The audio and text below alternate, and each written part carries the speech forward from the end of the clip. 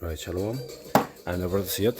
I'm back with another video. But before I start off, I would like to give all praises and the highest honor to the Most High Yahweh, Ba'asham Yahushai, Ba'asham Kakodash. And I want to give double honor to my elder apostles and teachers of Great Millstone, and peace and salutation to the sincere Akim across this world, who are spreading his knowledge and truth and sincerity. And shalom, okay, meaning peace, greetings unto you few sincere brothers and sisters out there who are also listening. May the election be upon your households. God shalom. So today, I don't really have a subject necessarily in mind, but the thing is that I was looking at a series on Netflix which is called what's the name? Finland Saga.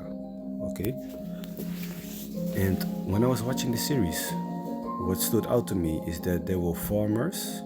So these were people that were farming their lands, and they had like big acres of lands. But they showed step for step what you actually have to do to do this work, to farm this land. Okay, you had a big forest, right? And in this series, there were certain slaves, and the people that were putting these slaves on the market, they were vicious. Okay, so there was one man who was willing to buy these slaves. So what he did, he bought a slave, and basically what he said to the slave was like, hey, I'm gonna give you your time, to buy your freedom back. How? He has a certain part of his land which was full of forest. He said like, I want you to work on this field, and when you're done working, I want you to harvest food and crops, and then I'm gonna buy these crops from you. And then when I buy these crops from you, now you can buy yourself freedom. So this was just his plan for the slave to be free eventually. But long story short, eventually he was working on the field, but there was a whole forest, and it was two of them. Okay, it was two of them. Now the one guy was kind of used to it, to cutting the forest, because he was already working on that forest before the other slave came, like a certain amount of time later. Now they was both chopping the wood. They was trying to take away the root of the tree, out of the ground, so the ground is gonna get cleaned. So this was a lot of work, man, for two men. And as years went by, months. So as months went by, like I said, they started to get tired, and was like, hey man, there has to be so like, there has to be a better way to do this, man. A more easier way. So they was like, we need to get a horse. So now they got a horse by working for somebody else, and by doing this work for somebody else, they could lease or loan, I don't know how you call it in English, this horse. And before you know it, this horse was helping them to the fullest, man. He was pulling out the stumps of the trees, the roots of the trees, left and right, because the horse is very strong, man. The horse is very strong. So I was just looking at this, and I was like, hey man, back in the days, farming, it was no joke, And if you have animals to help you, like the horse in this case, it made your work a lot easier, man. It made it a lot easier, you know. They also had something called a plow. Okay, a plow, which they could make furrows in the land, like make the ground open, so it would become fertile, that it would become fertile. So anyway, they was using all these things for their work, right? So they was farming the land, and it took a lot of sweat, a lot of hard work.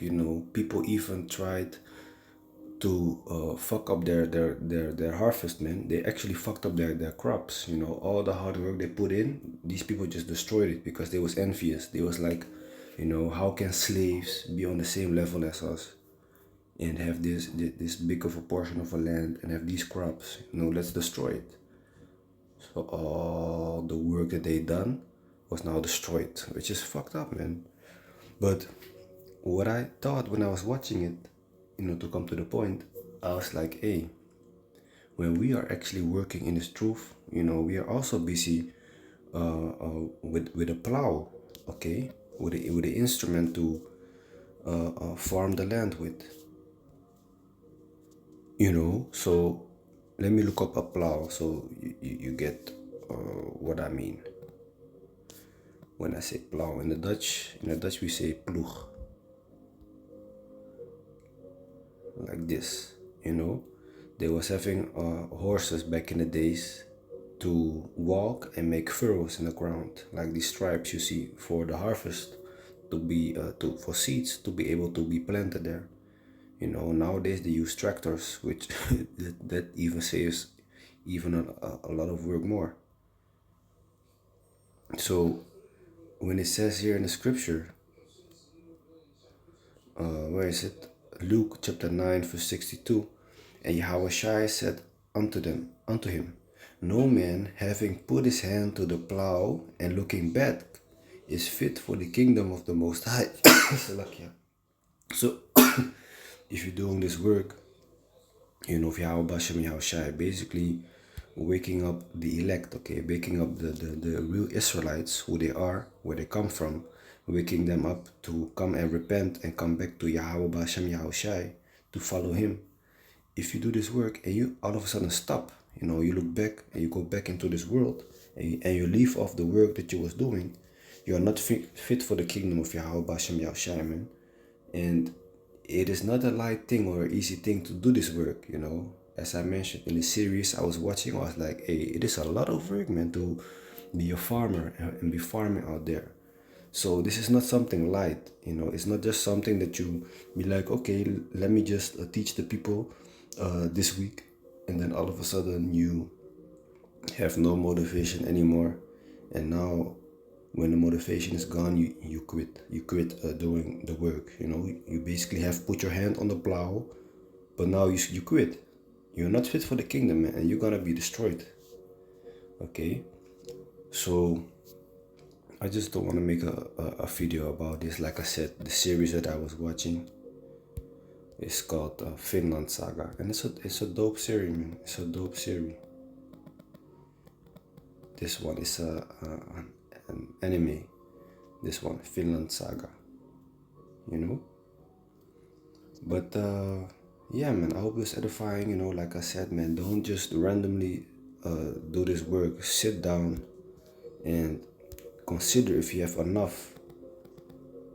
What it takes to basically start and to end.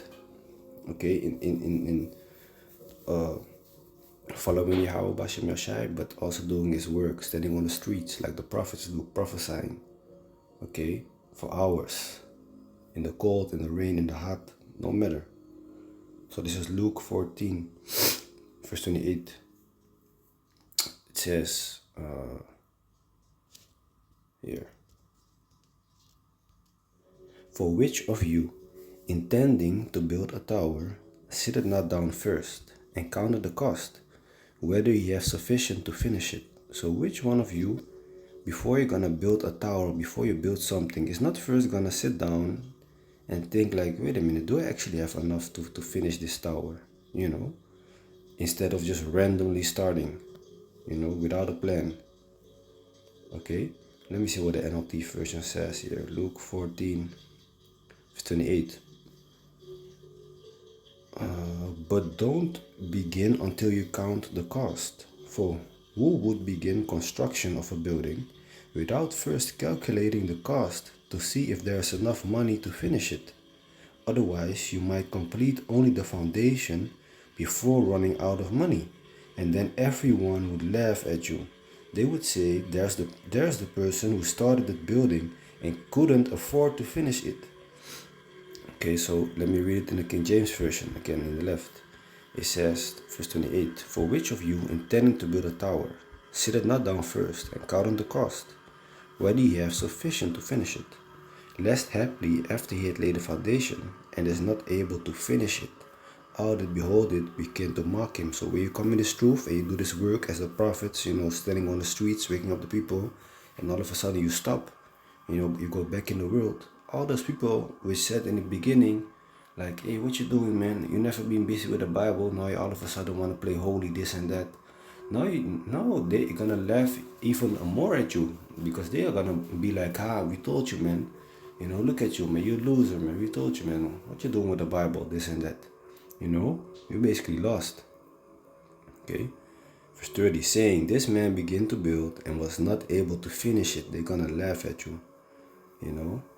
Or what king going to make war against another king, sitteth not down first and consulted whether he be able with 10,000 to meet him that cometh against him with 20,000? So which king is not gonna sit down first to see if he can win a war when he has less soldiers?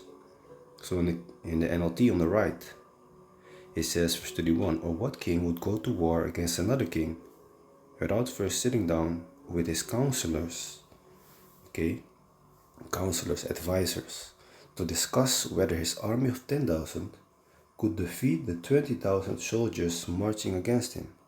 You see? "And if he can't, he will send a delegation to discuss terms of peace while the enemy is still far away. So you cannot become my disciple without giving up everything you own." So basically, before you start doing, first consider if you have enough to finish it. And Lord willing, we, have enough to finish it, the ones that are already doing this work in sincerity and truth.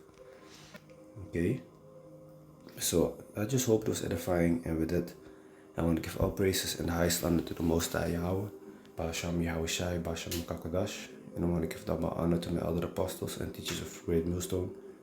Peace and salutation to the sincere Akiam Kastis world, who has spread his knowledge and truth and sincerity, and shalom to the few sincere brothers and sisters out there who are also listening. May the election be upon your households. Khan shalom.